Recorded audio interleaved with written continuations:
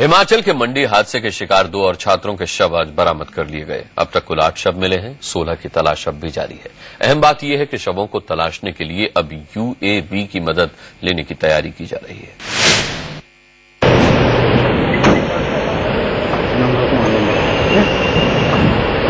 हिमाचल के मंडी से आई ये सबसे ताजा तस्वीरें हैं। गोताखोर पानी की लहरों के बीच उन छात्र छात्राओं के शव तलाशने की कोशिश में जुटे हैं जो साल के इस सबसे दर्दनाक हादसे का शिकार हो गए।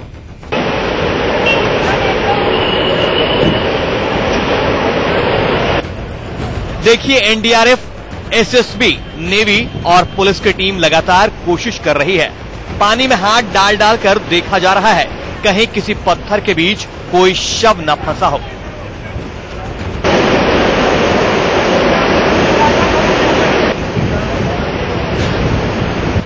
आज 2 और छात्र का शव मिला है जिनकी पहचान T उपेंद्र और अरविंद कुमार के तौर पर हुई है। इसके साथ ही अब तक कुल 8 शव मिल चुके हैं। इसमें अभी तक जो है आज एक बॉडी रिकवर हुई है, मेल है और it was badly struck in between the boulders और मुश्किलात आ रही थी उसको निकालने में, लेकिन आखिर में आ गई है। लेकिन हादसे के शिकार 16 छात्र छात्राओं की अब भी कोई खोज खबर नहीं है। पटना, गोवा और कोलकाता के स्पेशल गोताखोर को बुलाया गया। साथ ही अब UAV की भी मदद लेने की तैयारी की जा रही है। More than 500 people on the whole are here on the field. In case anything comes up, any body comes up, and if it is somewhere where we are not able to reach, we want to use an unmanned aerial vehicle, a UAV, which we have utilized last year also during the Uttarakhand disaster. इस बीच राज्य सरकार ने मामले की उच्च स्तरीय जांच के आदेश दे दिए हैं। सरकार ने साफ कहा है कि लापरवाही बरतने के दोषी पाए जाने वालों के खिलाफ कड़ी कार्रवाई की जाएगी। विपिन परमार, मंडी, इंडिया न्यूज।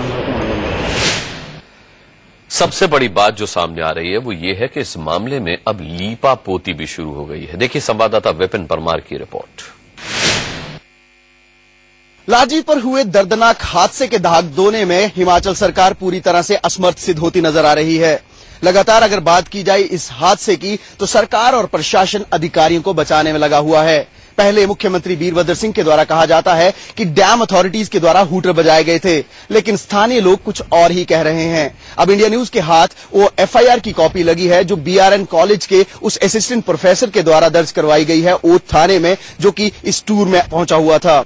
आदित्य नाम के इस व्यक्ति ने जो मामला दर्ज करवाया है उसमें साफ लिखा गया है कि उन लोगों के खिलाफ सख्त कार्रवाई की जाए जो इस हादसे के लिए जिम्मेवार हैं। लेकिन पुलिस और प्रशासन की मिलीभगत देखिए कि इस FIR में जो धाराएं लगाई गई हैं और साथ ही साथ किसी को नामजद नहीं किया गया। इस FIR में साफ लिखा गया है कि डैम अथॉरिटीज के खिलाफ मुकदमा दर्ज किया जाता है। 336 और 304A के तहत मामला दर्ज किया गया है। अगर IPC की धाराओं की बात करें तो डैम अथॉरिटीज के खिलाफ इस FIR को दर्ज किया गया है पुलिस के द्वारा। 336 की बात करें तो ह्यूमन बीइंग नेग्लिजेंसी का IPC का ये सेक्शन है। 304A की बात करें तो गैर इरादतन हत्या का मामला दर्ज करने की बात इस FIR में कही गई है।